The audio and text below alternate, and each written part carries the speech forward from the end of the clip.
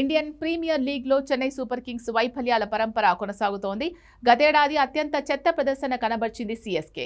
14 కేవలం 4 మాత్రమే గెలిచి తమ చరిత్రలో తొలిసారి పాయింట్ల పట్టికలో అట్టడుగున నిలిచింది. హ్యాట్రిక్ పరాజయాలు. ఇక ఐపీఎల్ 2026ను కూడా చెన్నై ఓటమితోనే ఆరంభించింది. తొలి మ్యాచ్లో రాజస్థాన్ రాయల్స్ చేతిలో ఓడిన సీఎస్కే ఆ తర్వాత పంజాబ్ కింగ్స్కు మ్యాచ్ను చేజార్చుకుంది. తాజాగా ఆదివారం ఆర్సీబీతో జరిగిన మ్యాచ్లో సీఎస్కే విఫలమైంది. ఈ నేపథ్యంలో చెన్నై ఆట తీరుపై విమర్శల వర్షం కురుస్తోంది. ఇదిలా ఉంటే దిగ్గజ కెప్టెన్ చెన్నైని 5 సార్లు ఛాంపియన్గా నిలిపిన మహేంద్ర సింగ్ ధోని గాయం వల్ల ఆరంభ మ్యాచ్లకు దూరమయ్యాడు.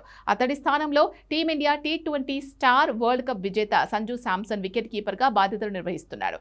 ఇక ధోనితో పాటు యువ ఆటగాడు పవర్ హిట్టర్ డెవాల్డ్ బ్రెవిస్ కూడా ఆరంభ మ్యాచ్లకు అందుబాటులో లేడు. అయితే తాజా సమాచారం ప్రకారం సీఎస్కే తదుపరి మ్యాచ్కి ధోని అందుబాటులోకి వచ్చినట్టు తెలుస్తోంది. ఇండియన్ ఎక్స్ప్రెస్ కథనం ప్రకారం ధోని ఫిట్నెస్ పరీక్షకు సిద్ధంగా ఉన్నాడని సమాచారం. అదేవిధంగా డెవాల్డ్ బ్రేవిస్ కూడా ఎంట్రీకి సిద్ధమైనట్టు తెలుస్తోంది. కాగా బ్రేవిస్ జట్టులో లేని లోటు స్పష్టంగా కనిపిస్తోంది.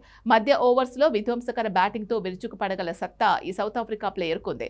ఇక ఆర్సీబీతో మ్యాచ్లో ఓటమి తర్వాత CSK head coach Stephen Fleming ఇదే విషయాన్ని చెప్పుకొచ్చాడు. తదుపరి మ్యాచ్ వరకు అంతా సర్దుకుంటుంది అని అనుకుంటున్నట్లు ఆశాభావాన్ని వ్యక్తం చేశాడు. తర్వాత మ్యాచ్కు 5 రోజుల టైం ఉందని ఓటమి బాధించింది అన్నారు. అయితే తమ ప్రణాళికలకు అనుగుణంగా తర్వాతి మ్యాచ్లో ముందడుగు వేయగలమని నమ్మకం ఉందని పేర్కొన్నారు. ఒకవేళ ధోని బ్రెవిస్ తిరిగి వస్తే సీఎస్కే గాడిన పడే అవకాశం ఉంది.